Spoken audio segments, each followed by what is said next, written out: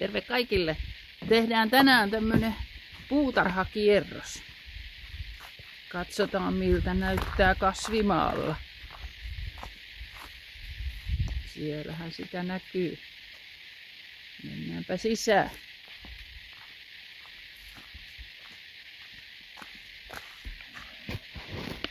Tämmöisiä kaaria hankin ja ajattelin niihin jotain semmoista nopeasti kasvavaa kasvia. Semmoista nyt ei oikein löytänyt ja sitten tää kylmä kesä, niin mikään ei oikein kasvanut. Nyt tässä on ruusupapua ja toivoisin, että se sitten alkaisi kasvamaan tässä. Saapa nähdä. Vettä on tullut ihan kiitettävästi ja tässä on minun tämä salaattibaari. Ja siinä retiisit kasvaa hyvin, ne tykkänyt tosi hyvin tästä säästä, mutta niin kuin pinaatti tuossa ihan alkua, salaattikin niin pieni määrä tuossa ja täällä on vasta tulossa. Tässä on toinen tämmönen kaari, missä on sitten kanssa sitä ruusupapua. Ensimmäiset, mitkä kasvatin ja toin ulos, niin kuoli heti ensimmäisenä yönä, vaikka oli peitetty harsoihin. Ja mullahan on kaikki ollut harsojen alla.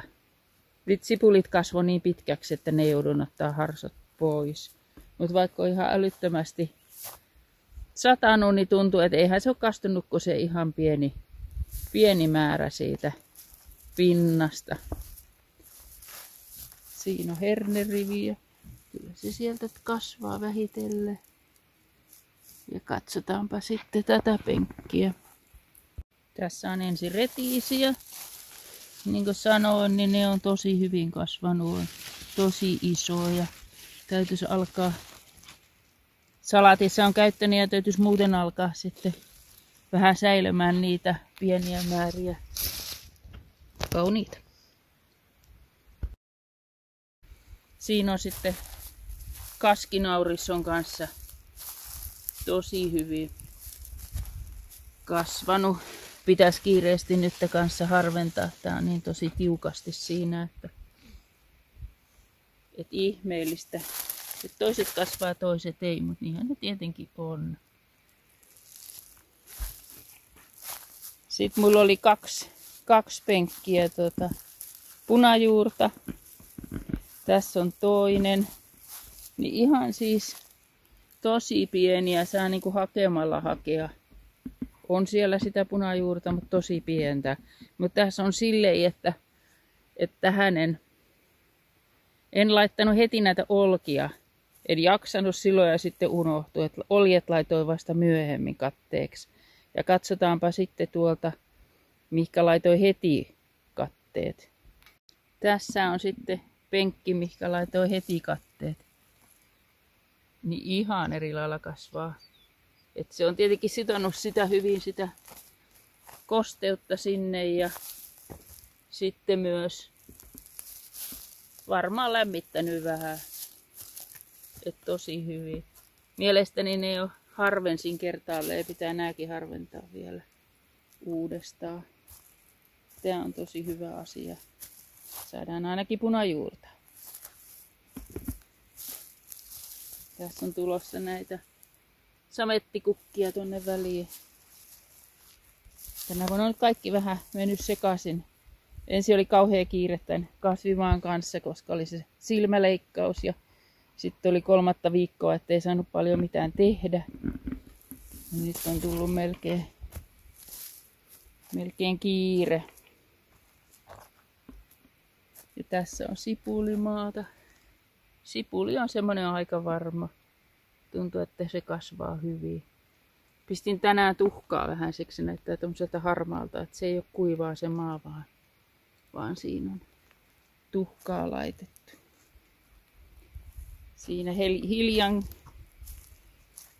kehäkukat on tulossa kanssa. Semmoiset, mitkä on enemmän vielä videoita katsonut, niin muistaa ehkä syksyltä, kun meillä oli se hurja urakka, kun uudistettiin tätä mansikkamaata tätä puolta uusilla versoilla, mitä olin itse kasvattanut.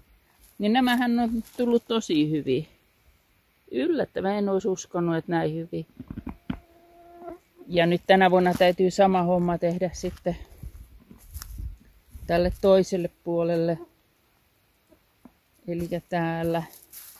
Tämä näyttää järkyttävältä, mutta kyllä ne vaan kukkii siellä jo. Sinänsä hyvä. Pitää toi muovi repiä pois, mikä on ihan järjetön hurja homma. Ja sitten täytyy itse taas laittaa niitä versoja kasvamaan, juurruttamaan. Niin tässäkin on ihan... Viime kesänä nyt tuli ihan kohtuullisesti vielä, mutta onhan tämä nyt jo ollut se varmaan 7 vuotta. 6-7, vai ehkä 7 vuottakin. Mutta semmoista. Täältä kasvimaalta.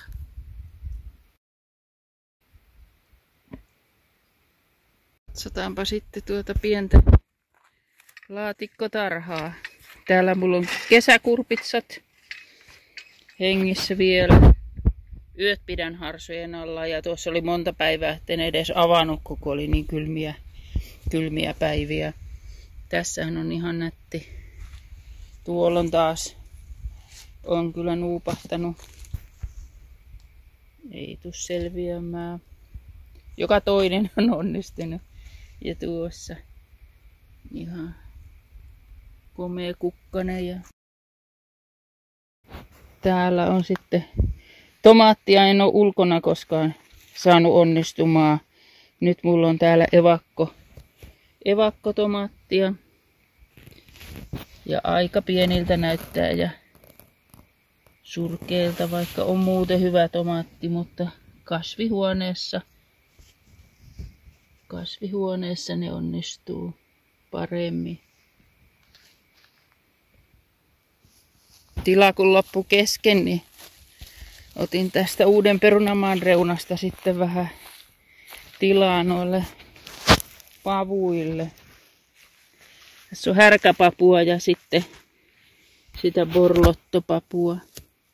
Ja näissäkin on pitänyt koko aika sitten tämän harson päällä. Mutta ihan hyvältä, ne on esikasvatettuja kanssa. Ihan hyvältä näkyy.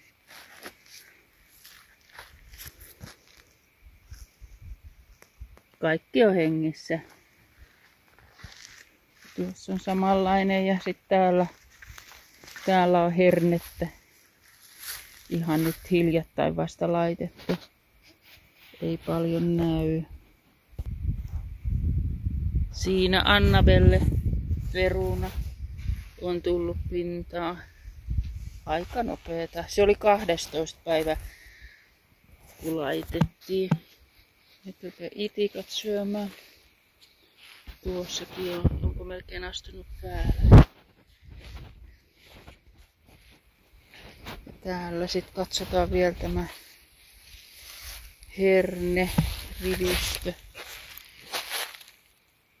Kyllä siellä näyttää kauhean kuivalta taas. Kyllä siinä ihan herne-rivistö on.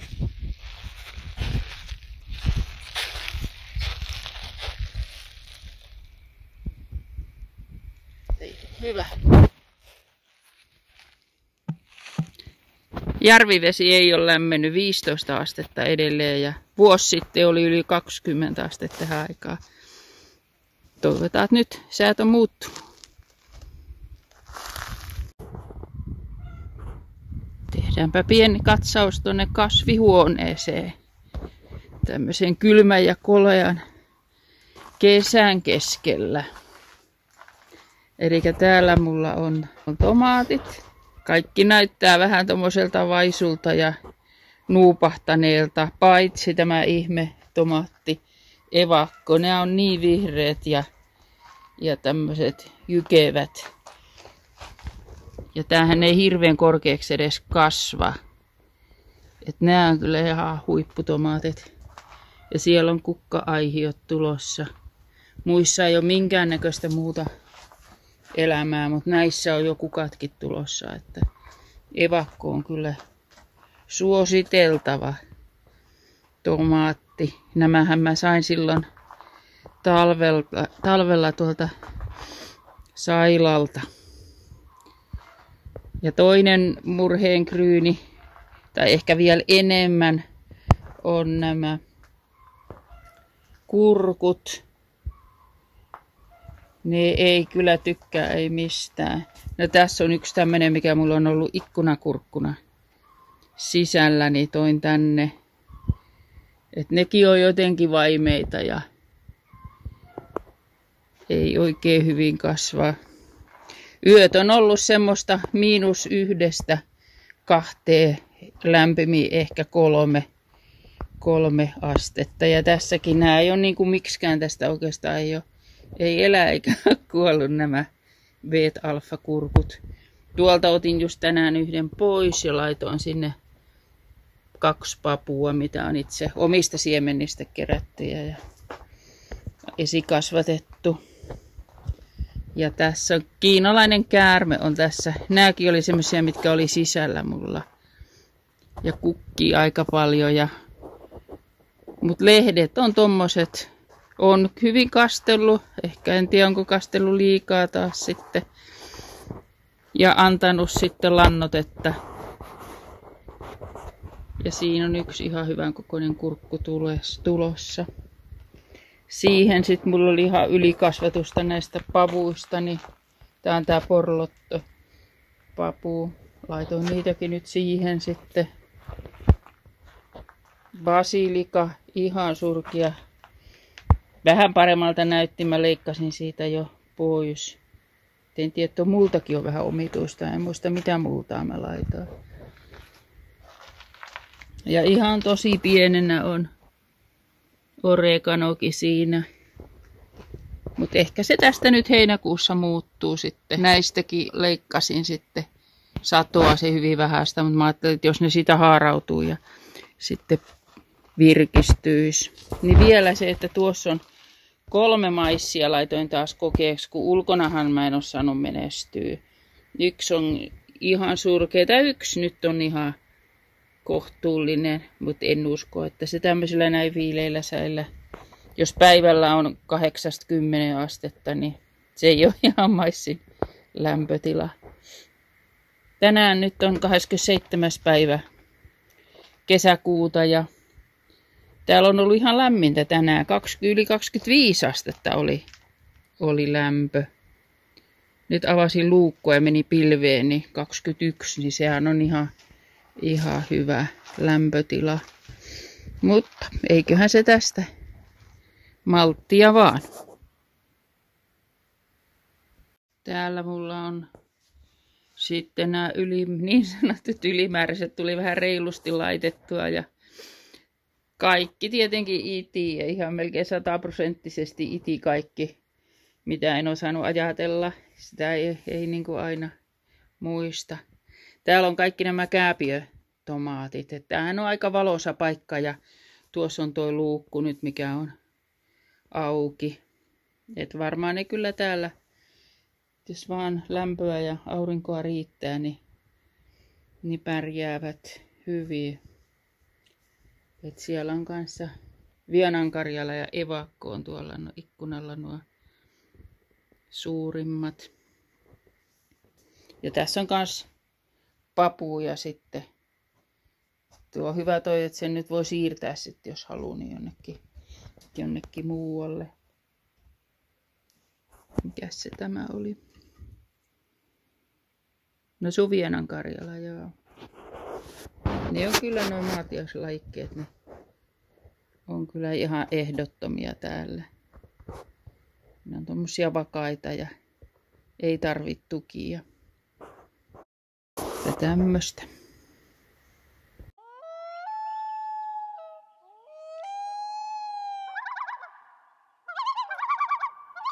Kämpällä ja käytiin vähän iltakalassa tässä Frankin kanssa.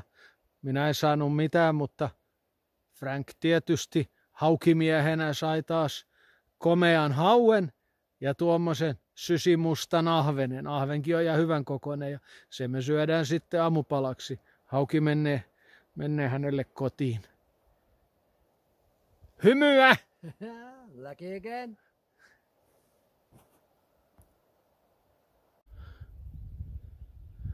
Tulva on vienyt meidän sillan. Mutta nyt se tuotiin takaisin. Siinä se olisi taas vanhalla paikalla suunnilleen.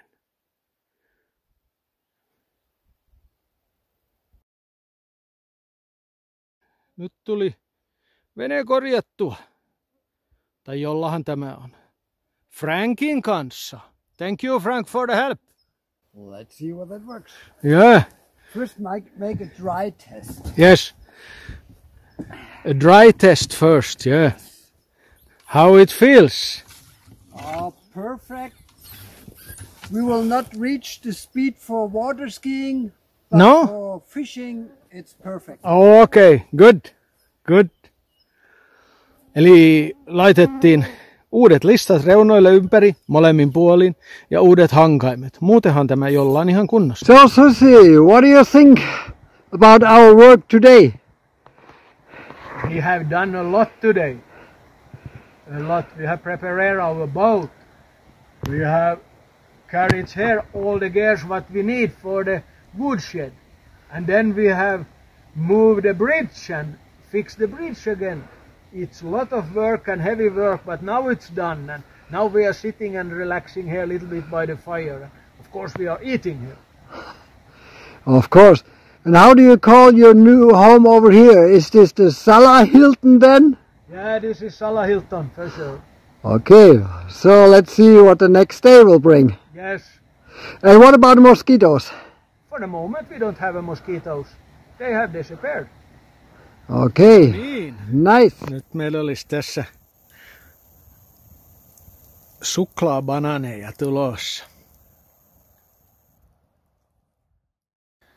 Tämmönen siika tuli verkkoon. Kilo 60 grammaa. Ja veret jo pois.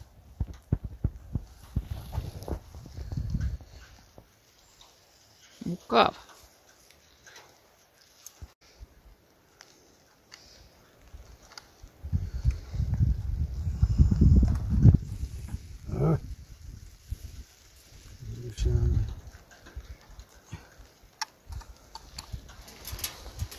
Oh, it was no 3 kilo. No. I said 3 kilo, but 2 kilo, 385. But it's a big one. It's a big one. Yeah, it's cleaned already, so. It's cleaned already. So it have been nearly 3 kilo. Yeah. Yeah, good. What about a big perch?